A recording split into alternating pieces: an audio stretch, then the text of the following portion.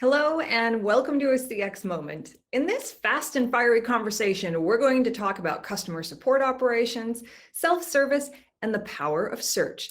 This is a great opportunity to ask questions about what we're chatting about or anything CX that strikes your fancy. So please drop your questions into the Q&A. And if you like what you hear, please share it using hashtag CX Moment. Now that the logistics are out of the way, let's go ahead and get started. I'm Sarah Reed from Zendesk, and let's say hello to Katie Ludwig from Yext. Hey, Katie, how are you doing today? I'm good, Sarah. How are you? I am well as well. So thank you for joining us. And I think it's only appropriate for us to let everyone know that we are both UW-Madison alumni, go Badgers. On Wisconsin. And you are nowhere near Wisconsin, correct? I am not. I'm coming to you live from our brand new New York City headquarters in the heart of the meatpacking district. Oh, how exciting. And congratulations to being in an office. As you can see, I am still in my home here in Phoenix, Arizona, where I anticipate I will be for quite some time. But let's start with an overview. What do most people know about Yext?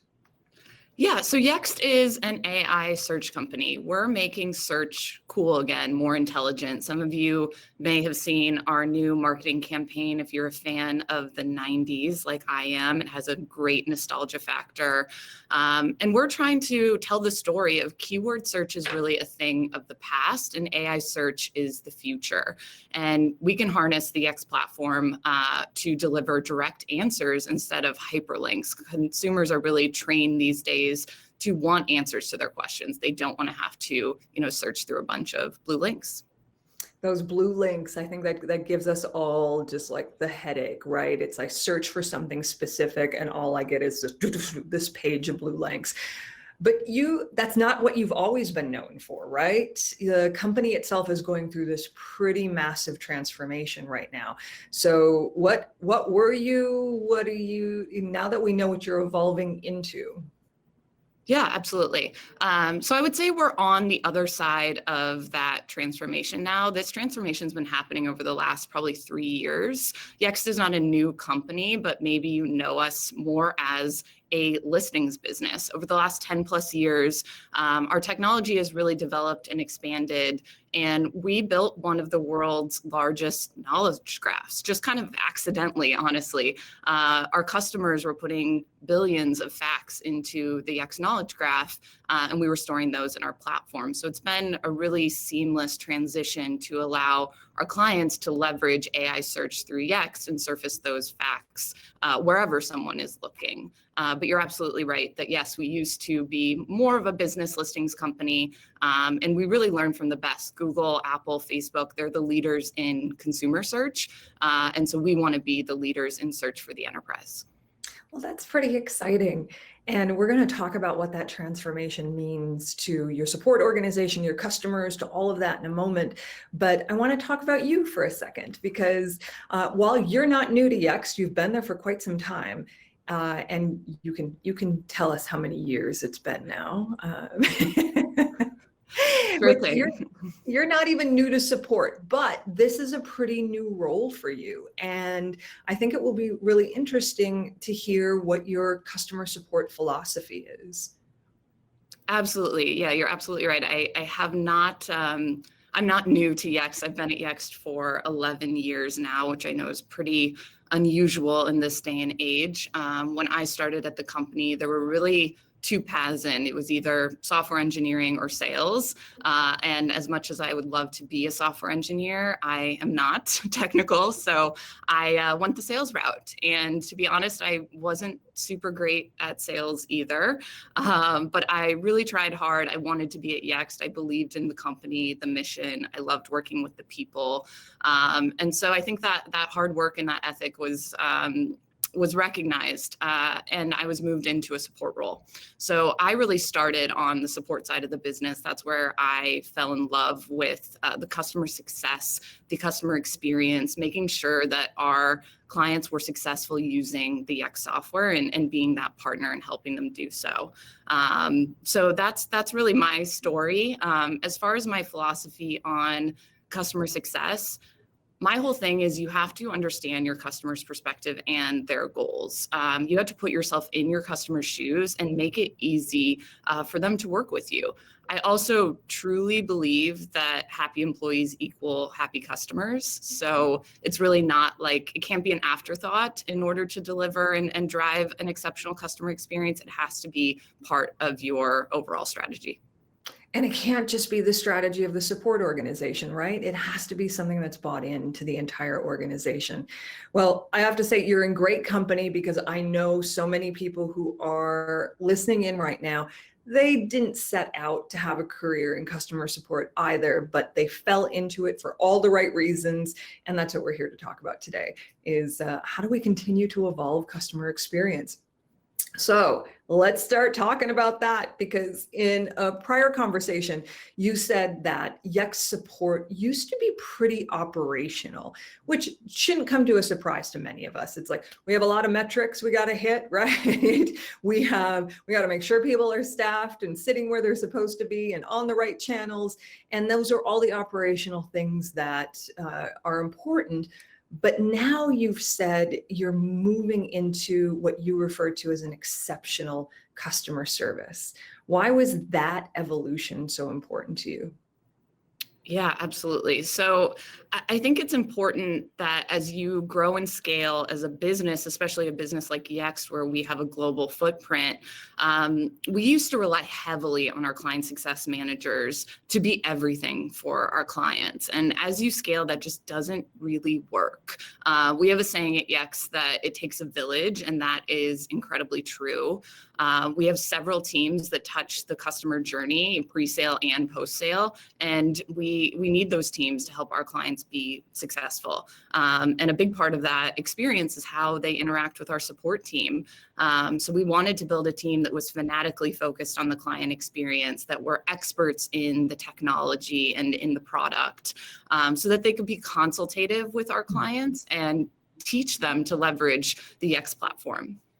So if I hear correctly, instead of your support organization first taking those initial interactions and then possibly having to transfer them over to a success person who was more customer facing, now they're able to actually just manage most of that interaction themselves? Exactly. Yeah. So we had to really train our teams on kind of the basics of like working with customers 101, business communication 101. We had a team that was like a little bit more back end. And so we had to transform them into being more customer facing, being able to know their audience, being able to like focus on that customer experience and putting themselves in the client's shoes. So it was a little bit of like a culture and a mind shift for the team. So what are some of those examples, if you could, of what exceptional customer facing is? Like what do your agents now do? Yeah, absolutely. I just mentioned this, but I think knowing your audience is incredibly important. Are you speaking to a developer, or are you speaking to a non-technical day-to-day? Or even at Yext, we have an offering called White Glove Services. So we interact with our own clients' field users, or our own clients' store managers, or a financial advisor. So being able to tailor your communication to fit the audience is super key. I also think that like working with our team and making that experience a positive one is super important. Being able to weave in little personal details that you know about the contact or about the client. I think often, support can tend to be biased towards problems, but my goal is to make the Yext support experience proactive, consultative, a team that our clients actually want to work with. How does Zendesk help you accomplish a lot of the things that you just discussed, especially getting to know your customers better? Yeah, absolutely.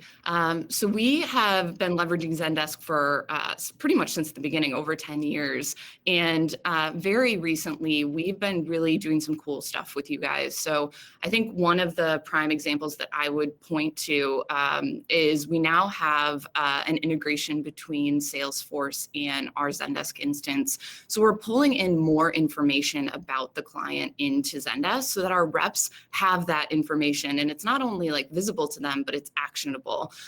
So they know like when the next renewal date is, for example, for the client, or they know how much that client spends with us. This is the kind of stuff that we really didn't have a ton of visibility into before we built this integration.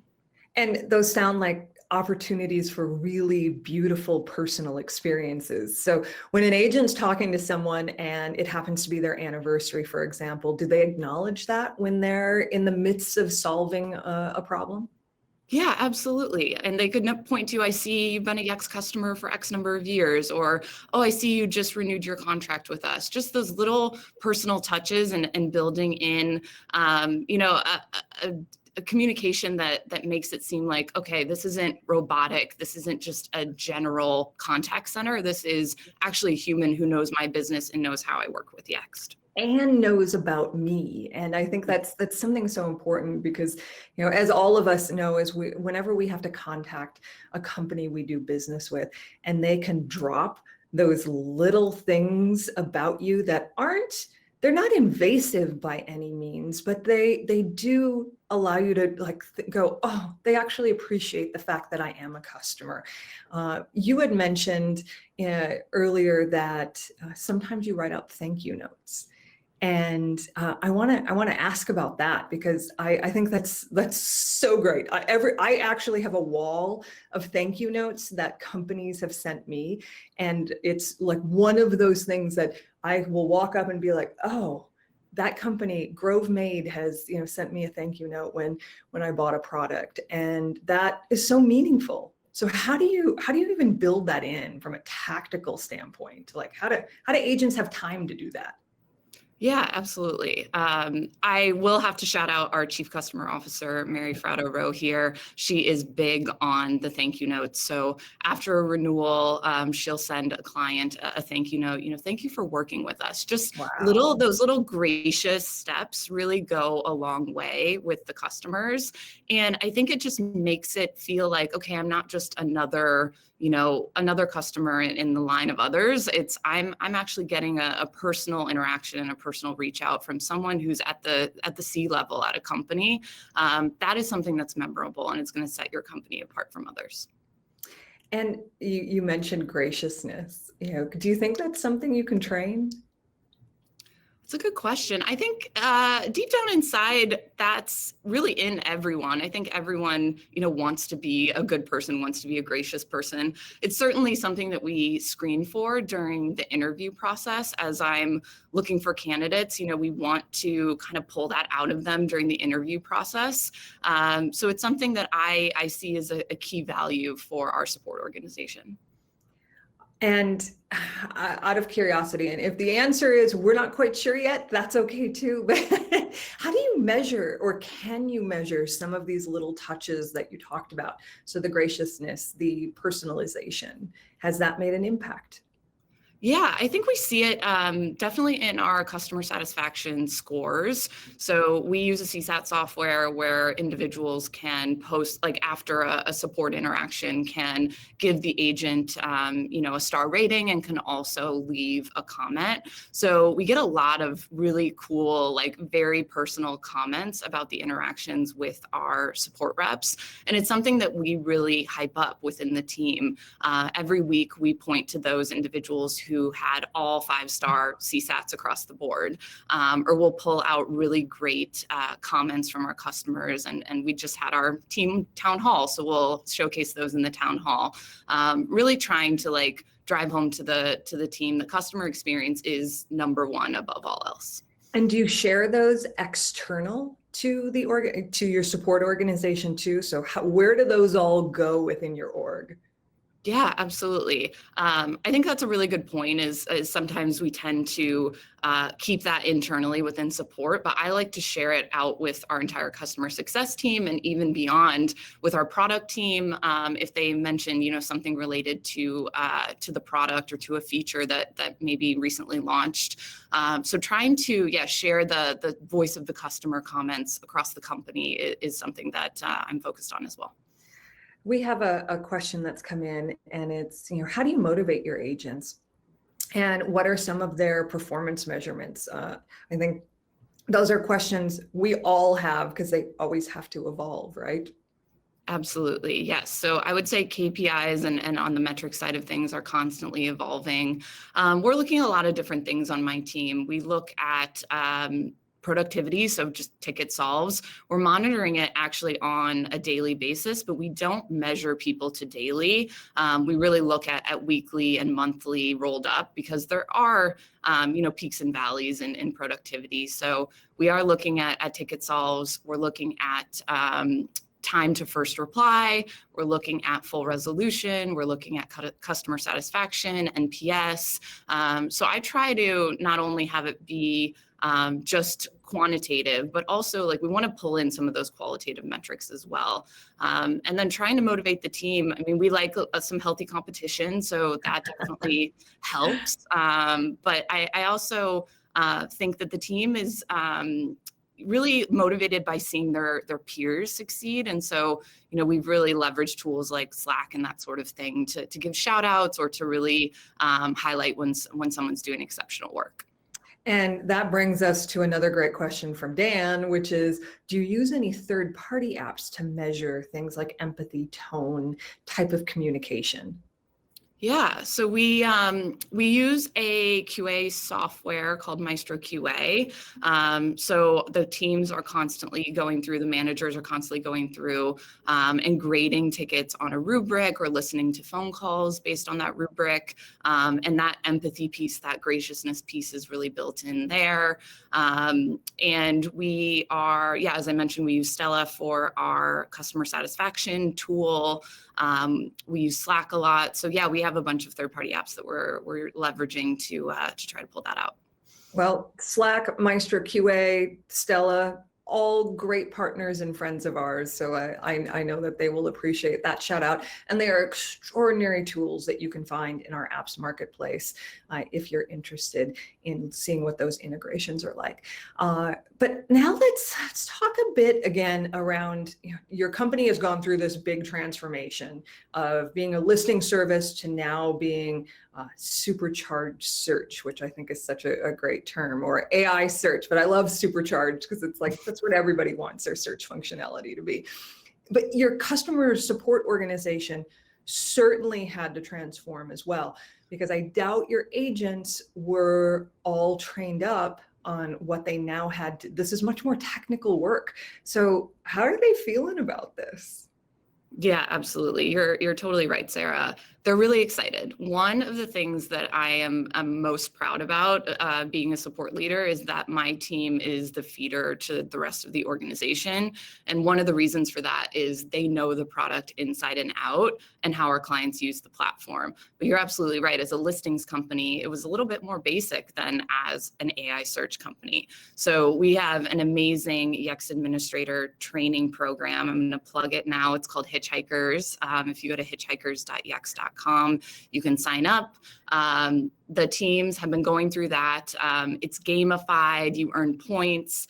There's a whole leaderboard. So again, kind of healthy competition between the teams to get Hitchhiker certified. And that it's a totally immersive experience where you're building your own search experience. So it's incredibly hands-on, and the team has been learning a ton from the Hitchhikers program. So shout out to our product and strategy team for building that.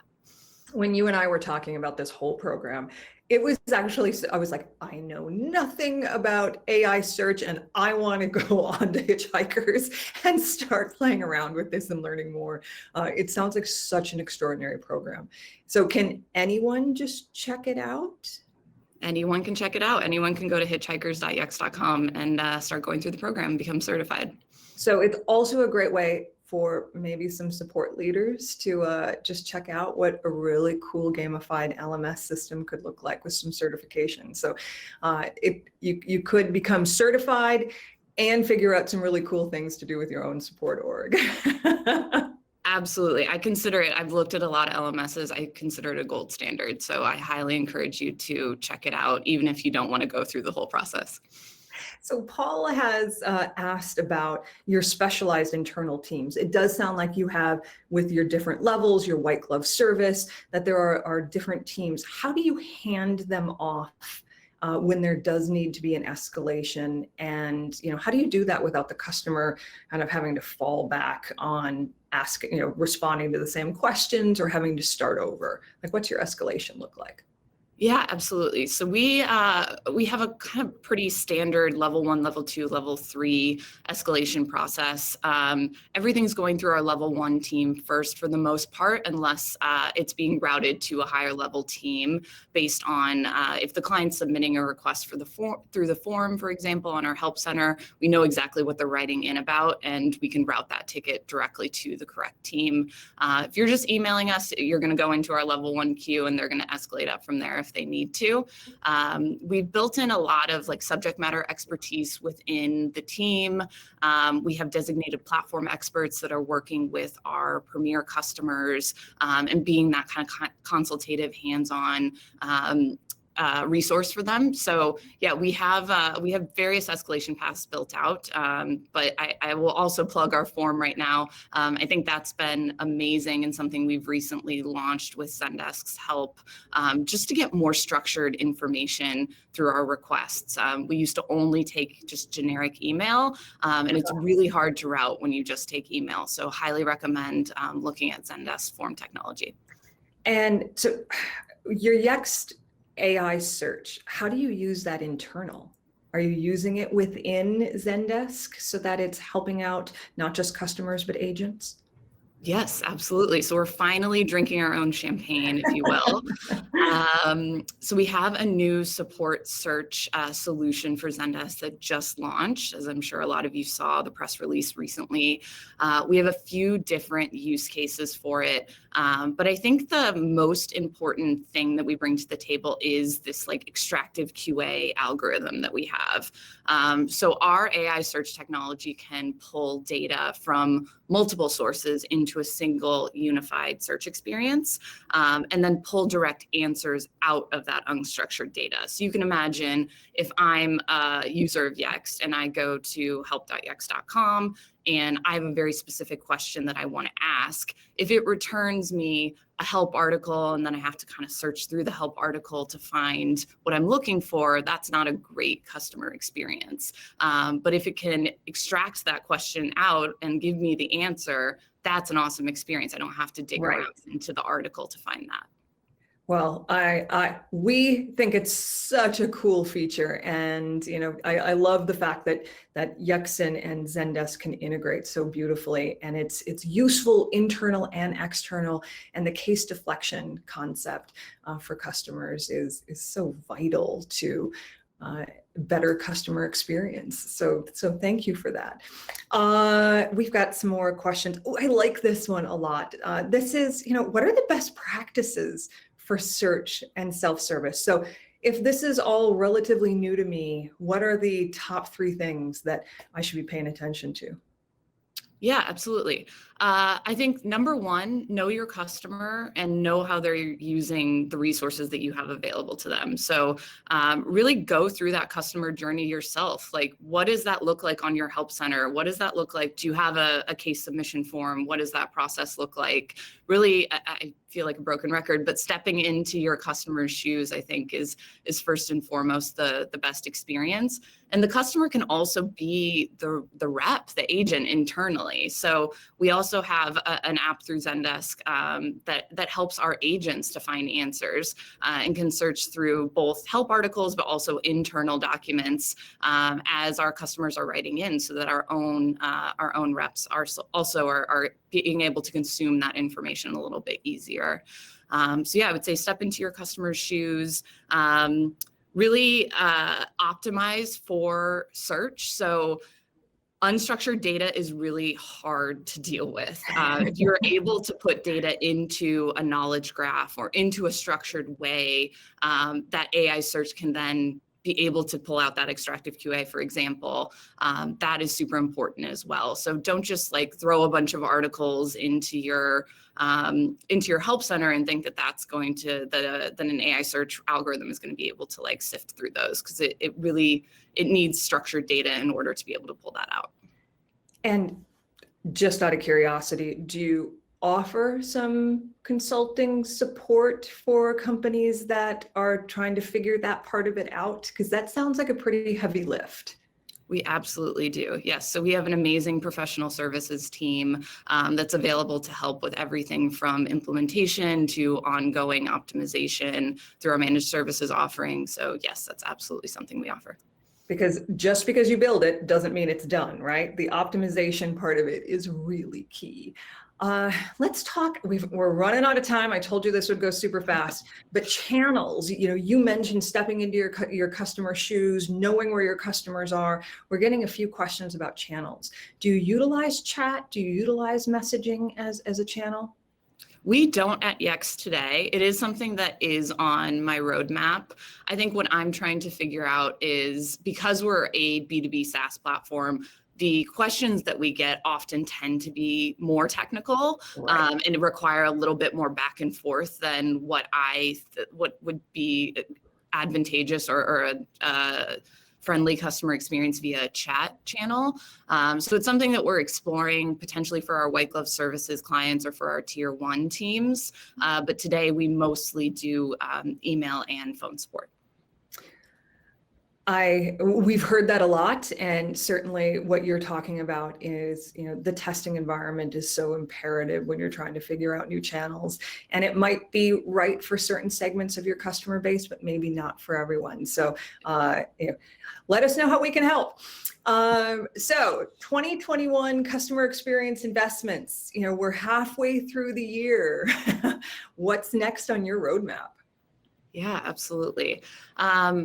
First and foremost, investing in our people. We're doing a ton of hiring, not just within support, but across the board. So really trying to bring as much talent into the door as possible. So that is something that I'm very fanatically focused on. The other thing I would say is getting like our systems and our tooling and our reporting in a good place. And we've been working very closely with Zendesk on optimizing our instance. And as you mentioned, Sarah, I mean, you can't just, set it and forget it. You have to constantly be tinkering and making it better. So that's absolutely something that we've been focused on. And then, yeah, the transformation and getting our team like ready to support a more technical audience. We've recently spun up a developer support function and are starting to support a more technical audience. So those are the things that I'm really focused on at the moment. And have you had to change your KPIs or how you measure with all this new technical support, or are you just sort of evolving what you had in place already? I think we're evolving what we have in place already. We're kind of an organization where I think like everything is constantly changing, and I'm sort of one to let's figure out how we work with a more technical audience before we then set any sort of success metrics. So I want the experience to be first and foremost, and the customer satisfaction to be there before we try to tinker with anything related to productivity or time spent or that sort of thing. Well, at Zendesk, our Q3 theme is agility in action, and you have just given us so many great tips and tricks around agility. It sounds like, yes, while Yext is a company that's constantly changing, that means that you've stayed incredibly agile and flexible and able to weather a lot of the big things that have happened over the past year or so, and you've set yourself up beautifully for what's to come. So before we go, what's one Zendesk tip or trick that you'd like to share? Yeah, absolutely. So I would say, let's see, a Zendesk tip or trick. I mentioned this, the form has been like really revolutionary for us. as we were evolving as a business, getting just unstructured data was super, super difficult for us to then route and make business decisions based off of. So the forum has definitely been huge. I would also say leverage the Slack integration.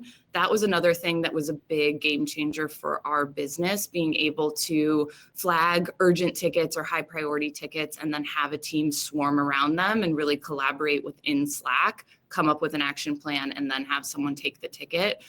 So definitely leverage the Slack integration as well.